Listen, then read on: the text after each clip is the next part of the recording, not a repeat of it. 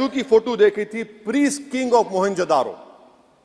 ऐसा लगता है कि वैसा ही लग रहा है कि प्रधानमंत्री नहीं है बल्कि पुजारी सम्राट बन चुके हैं वो। 22 जनवरी एक तारीखी दिन है, बिल्कुल तारीखी दिन है। 22 जनवरी की बुनियाद 6 दिसंबर 92 को रखी गई। 22 जनवरी की बुनियाद 86 में ताले खोलकर रखी गई। 22 जनवरी की बुनियाद जीबी पंत ने रखी थी। एक तारीखी दिन 22 जनवरी था, एक तारीखी दिन 31 जनवरी था। सर, रात के अंधेरे में अपील किए बगैर आप आरे लेकर रास्ता खोल देते हैं। क्या पैगाम दे रहे हैं सर? 600 साल की मेहरौली की मस्जिद को बगैर को नोटिस दिए आपने डिमोलिश कर दिया।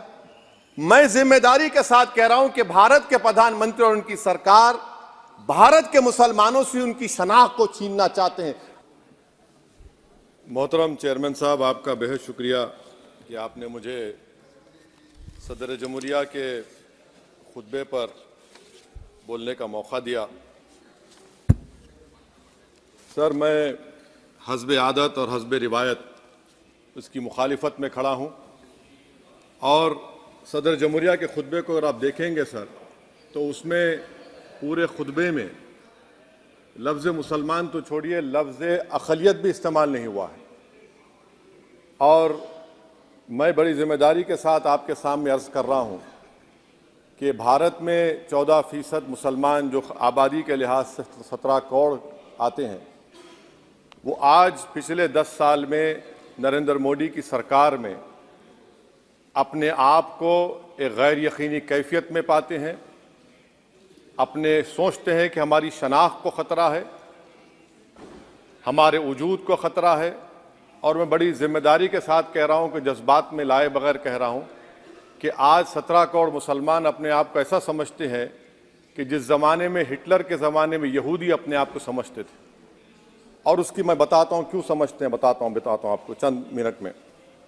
सर, मिसाल के तौर पर आप देखिए खुतबे सदारत के हिस्से तहरीर का 32वां पैराग्राफ, 32 पैराग्राफ में ड्रॉप आउट रेट का जिक्र हुआ, स्कूलों में इंदराज यानी एनरोलमेंट का जिक्र हुआ, एससीज का नाम लिया गया, एसटीज का नाम लिया गया, ओबीसीज का नाम लिया गया। लफ्ज़ अक़लियत का नाम नहीं लिया गया, मुसलमान तो छोड़िए। और सबसे ज़्यादा ड्रॉप आउट इस मुल्क में अगर स्कूलों में है तो मुसलमानों में है। सबसे कम एनरोलमेंट अगर है तो मुसलमानों में हायर एजुकेशन में। गवर्नमेंट का डेटा है सर कि मुसलमानों का जो स्टूडेंट ड्रॉप आउट है वो 14.42 से क्लास 1 से शुरू होता और वो क्लास 6 और 8 को पहुंचे अब तक वो 10.76 को पहुंचता है। ये गवर्नमेंट का डेटा है, यानी क्लास 1 से क्लास 6 8 तक ये हाल है। आपने क्या किया सर इस बजट में? प्री मैट्रिक स्कॉलरशिप को सिर्फ 9th क्लास तक महदूद कर दिया और इसमें आपने पैसे कम कर दिए प्री मैट्रिक स्कॉलरशिप में। और सर 2022-23 का बजट आप देखिए, 5026 करोड़ रुपए दिए गए थे, जिसमें से सिर्फ 663 करोड़ इस्तेमाल हुए। अब आप आ जाइए सर, AISHE का डेटा है कि हायर एजुकेशन में मुसलमानों का 8.5 ड्रॉप आउट रेट हुआ है। 2020-21 में गवर्नमेंट का डेटा बता रहा है कि 1,80,000 मुसलमान हायर एजुकेशन में नहीं है। प्री मैट्रिक स्कॉलरशिप को आपने 423 करोड़ था, उसको आपने इस साल 326 कर दिया। मौन आज़ाद फेलोशिप को 45 करोड़ कर दिया।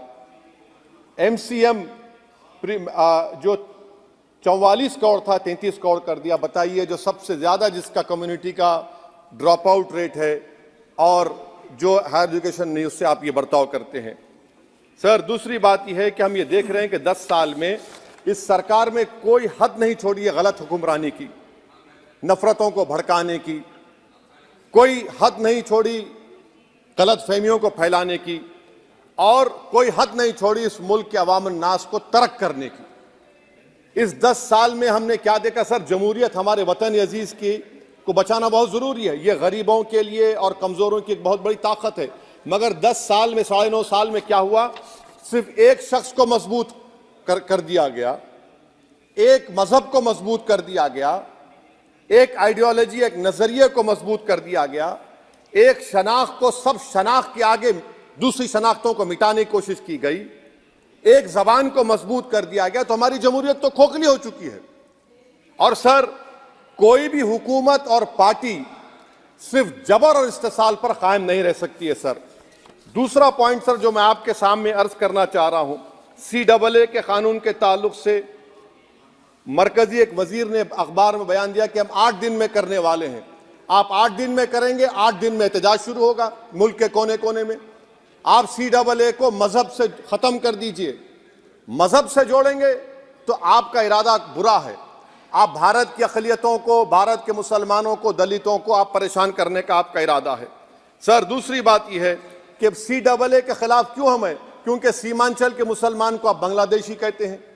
कोई मिनिस्टर मुझे कहता है कि घुसपैठी है, रोहिंग्या है, तो CAA को मजहब से जोड़ना गलत था, उसको निकालिए। मगर हमारे देश के प्रधानमंत्री सर, वतन अजीज के वजीर आजम, मैं बड़ी जिम्मेदारी के साथ कह रहा हूं कि मैं अपने बचपने में जब हिस्ट्री पढ़ता था तो मैंने एक स्टैचू की फोटो देखी थी, प्रीस्ट किंग ऑफ मोहनजोदारो। ऐसा लगता है कि वैसा ही लग रहा है कि प्रधानमंत्री नहीं है बल्कि पुजारी सम्राट बन चुके हैं वो। और मैं क्यों कह रहा हूं कि हमारे सदर जमहूरिया ने कहा था कि 22 जनवरी एक तारीखी दिन है, बिल्कुल तारीखी दिन है। 22 जनवरी की बुनियाद 6 दिसंबर 92 को रखी गई। 22 जनवरी की बुनियाद 86 में ताले खोलकर रखी गई। 22 जनवरी की बुनियाद GB पंत ने रखी थी, इसीलिए तारीखी दिन है। और तारीखी दिन इसलिए भी है कि सर, इसी ऐवान में 16 दिसंबर 1992 को हमने एक रेजोल्यूशन पास किया था।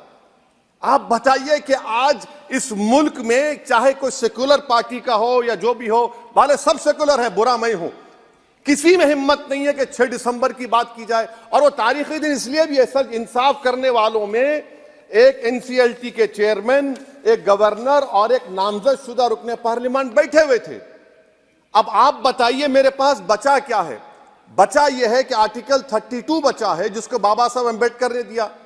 आज मुल्क के 17 करोड़ मुसलमान भारत के वजीर आजम पर एतमाद भरोसा नहीं करते, बिल्कुल नहीं करते, बता रहा हूं, खुल के कह रहा हूं। अगर आप आर्टिकल 32 का ड्यू प्रोसेस ही खत्म कर देंगे तो फिर मेरे पास क्या बचेगा सर? क्या बचेगा? मैं तो यहां खड़े होकर वो सुप्रीम कोर्ट के मायानाज बेबाक वकील दुष्यंत दवे की तरह तो नहीं कह सकता। मुझे आज भी रूल ऑफ लॉ में भरोसा है, मुझे आज भी कानून पर, संविधान पर भरोसा है, मगर ड्यू प्रोसेस तो फॉलो होना चाहिए। ड्यू प्रोसेस फॉलो नहीं हो रहा। एक तारीखी दिन 22 जनवरी था, एक तारीखी दिन 31 जनवरी था। सर, रात के अंधेरे में अपील किए बगैर आप आरे लेकर रास्ता खोल देते हैं। क्या पैगाम दे रहे हैं सर? 600 साल की मेहरौली की मस्जिद को बगैर को नोटिस दिए आपने डिमोलिश कर दिया। मैं जिम्मेदारी के साथ कह रहा हूं कि भारत के प्रधानमंत्री और उनकी सरकार भारत के मुसलमानों से उनकी शनाख्त को छीनना चाहते हैं। ख्वाजा अजमेरी के आस्थाने पर चादर बिछाइए, मगर आप जो चादर मुझसे छीनना चाह रहे हैं, मेरी मस्जिद है, आप हर मस्जिद को छीनना चाहते हैं। आप बताइए 17 करोड़ मुसलमानों को क्या पैगाम दे रहे हैं आप कि आप हर मस्जिद को छीन लेंगे मुझसे? फिर मेरा वजूद किस माने रखता है? मेरा शनाख्त क्या माने रखता है? रूल ऑफ लॉ क्या माने? अच्छा, 1991 के प्लेसेस ऑफ वर्शिप एक्ट पर क्यों नहीं बोलते आप लोग? आप उस पर कायम है ही नहीं है। आप 500 साल की बात करते, मैं आपसे कहता हूं भाई 500 साल पे मत जाइए, बौद्ध पे जाइए, जैनिज्म पे जाइए, शैविज्म पे जाइए, कहां रुकेंगे? अरे इस देश को आजादी मिली 47 में, संविधान मिला हमको बाबा साहब अम्बेडकर का, बराबरी का। उससे पहले तो राजा रजवाड़े थे, जमहूरियत नहीं थी, लोकतंत्र नहीं था, मगर आप उसको उस बारे में लेके जाते। अरे 500 साल आगे क्या होगा बताइए? आप किसी एक सिविलाइजेशन, सर अंग्रेजी में किसी ने कहा था, civilisation cannot be rewritten by hatred, history cannot be corrected by demolition. आप ये नहीं कर सकते। और मैं उम्मीद करता हूं कि जब मौर्रिख तारीख लिखेगा, नरेंद्र मोदी इस मुल्क में तारीख लिखना चाहते हैं। क्या तारीख लिखना चाहते हैं? कि मैंने इस देश को, गांधी अंबेडकर के देश को मैंने हिंदू राष्ट्र बना दिया। मैं उम्मीद करता हूं कि हमारे भारत के हमारे हिंदू भाई देश के प्रधानमंत्री की सोच को नाकाम करेंगे, उन पर है। अब देखते हैं क्या होता है। सर, नेबरहुड फर्स्ट की पॉलिसी है। नेबरहुड फर्स्ट क्या हो रहा है सर? हम सोशल मीडिया के जरिए फॉरेन पॉलिसी चला रहे हैं। मालदीव छोटा मुल्क, वो हमको आंख दिखा रहा है, चीन की गोद में बैठ गया। हमारे लद्दाख में हमारे जो लोग जानवर को लेकर घास चराए जाते, वहां पर चीन की आर्मी आके रोक रही। बताइए, बांग्लादेश चीन की गोद में बैठा हुआ है, आप गैलेंट्री अवार्ड दे रहे हैं, क्यों दे रहे हैं कि चीन बैठा हुआ है, तो आपका बफर जोन गया कहां भाई साहब? आपका बफर जोन तो कहां गया नहीं मालूम, गायब हो गया बफर जोन। और दूसरी बात सर, आप ये भी देख लीजिए कि यहां पर मैं आपको इंपॉर्टेंट पॉइंट ये बताना चाह रहा हूं सर, ये हम बोलते हैं India middle east economic corridor, कितना पैसा है बताइए, वो नहीं बताया जाता। अच्छा सर, सबसे तकलीफ दे बात मेरे लिए है कि भारत ने यूनेस्को का इलेक्शन पाकिस्तान से हार गया, हम पाकिस्तान से हार गए, ये आपकी फॉरेन पॉलिसी है। यूनेस्को के इलेक्शन हम पाकिस्तान से हार गए। अच्छा, मामला इजराइल का, फलस्तीन का, गाजा का आया, अक्टूबर में 10,000 लोग मर गए, हमने यूएन में सीज फायर की तायीद नहीं की। दिसंबर आया 20,000 मर गए, तो हमने तायीद कर दी। क्यों तायीद की? क्योंकि ग्लोबल साउथ को हमको फॉलो करना पड़ रहा है, भारत ग्लोबल साउथ को फॉलो कर रहे। मेरे लिए तकलीफ दे बात है, यह आपकी नाकामी का बहुत बड़ा सबूत है। इसीलिए हम बता रहे हैं कि यह सरकार की बहुत से नाकाम। अलीगढ़ मुस्लिम यूनिवर्सिटी, आखिरी पॉइंट, अलीगढ़ मुस्लिम यूनिवर्सिटी सर, आप उत्तर प्रदेश से आते हैं सर, 81 में एक्ट पास हुआ, हमारा लॉ ऑफिसर कोर्ट में कहता है कि मैं पार्लियामेंट के एक्ट को नहीं मानता। कैसे नहीं मानते सर? क्या नरेंद्र मोदी ने पार्लियामेंट को नॉमिनेट किया या पार्लियामेंट ने नरेंद्र मोदी को प्रधानमंत्री बनाया? बताइए। 81 के एक्ट को नहीं मानते सर। 2 ही तो सेंट्रल यूनिवर्सिटी है मुसलमानों के, 1,80,000 आप ही के सरकार के दौर में मुसलमान हायर एजुकेशन निकल गए। आप अलीगढ़ मुस्लिम से छीनना चाह रहे हैं। Theory of separation of powers में एग्जीक्यूटिव हमको डिक्टेट करेगा, मेरी आवाज तो पार्लियामेंट है, अब मेरी आवाज के खिलाफ एग्जीक्यूटिव सुप्रीम कोर्ट में बोलता है। अलीगढ़ मुस्लिम यूनिवर्सिटी से इतनी नफरत क्यों है आपको? वहां पर तो हिंदू भाई भी पढ़ते हैं सर। ये अलीगढ़ मुस्लिम यूनिवर्सिटी का मामला है सर। तो मैं आपसे इस बात पर, इस शेर पर अपनी बात को खत्म कर रहा हूं सर। आप भी उर्दू दां हैं जी। मसीहाओं को जब भी आवाज दी है, अहमद फराज का शेर है जी जी, मसीहाओं को जब भी आवाज दी है, पलट कर आ गए हर बार कातिल। मसीहाओं को जब भी आवाज दी है, पलट कर आ गए हर बार कातिल। वहां क्या दाद खाही क्या गवाही, वहां क्या दाद खाही क्या गवाही, जहां हो मुंसिफों के यार कातिल। सर, मैं फिर से हुकूमत से मुतालबा करता हूं कि अल्पसंख्यक समाज के बजट के स्कॉलरशिप को आप डिमांड ड्रिवन करिए। भारत के प्रधानमंत्री प्रधान सेवक रहिए, आप कोई प्रीस किंग मत बन जाइए।